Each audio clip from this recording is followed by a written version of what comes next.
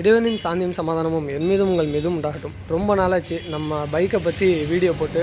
இப்போ current modification என்ன இருக்குதுன்னு சொல்லிட்டு காமிக்கலாம் அப்படின்னு தான் இந்த வீடியோ.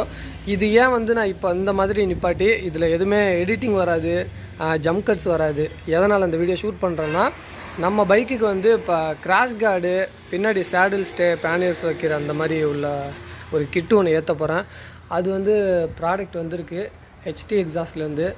அதனால அதுக்கு முன்னாடி நவ் எப்படி இருக்குது அப்படின்னு சொல்லிட்டு ஒரு சின்ன கிளிப்பு தான். ரீசெண்டாக மாடிஃபிகேஷன் வீடியோ போட்டதில் பார்த்திங்கன்னா நம்ம பைக்கில் வைசர் இருக்காது.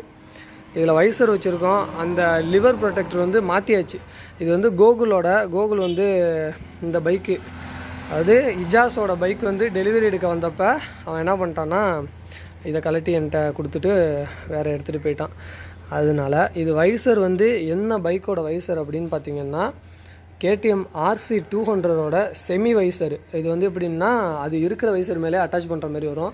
அதை இந்த வைசர் கரெக்டாக இந்த லென்த்துக்கு வரும். இந்த லென்த்துக்கு இங்கே ஒரு ஆர்க் ஒன்று இருக்கும். இதை நாங்கள் கட் பண்ணிவிட்டு ரெடி பண்ணியாச்சு.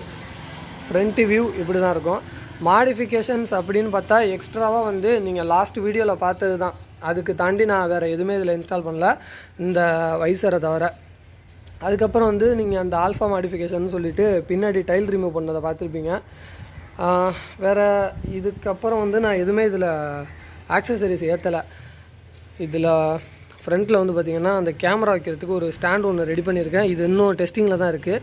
முடிச்சுட்டு இதோட அவுட்லுக்கும் எப்படி இருக்குது, ப்ளஸ் இதோட வீடியோ கவரேஜ் எப்படி இருக்குதுன்னு சொல்லிட்டு நீங்கள் பார்ப்பீங்க.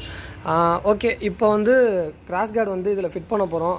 அடுத்த வீடியோவில் நீங்கள் நம்ம பைக்கை ஃபுல்லாக ஒரு அட்வென்ச்சர் டைப்பில் பார்ப்பீங்க. ப்ராடக்ட்ஸ் எல்லாம் இருக்குது. 2 இன்டர்நேஷ்னல் மெக்கானிக்ஸ் வந்திருக்காங்க ஃபிட்டிங்க்கு.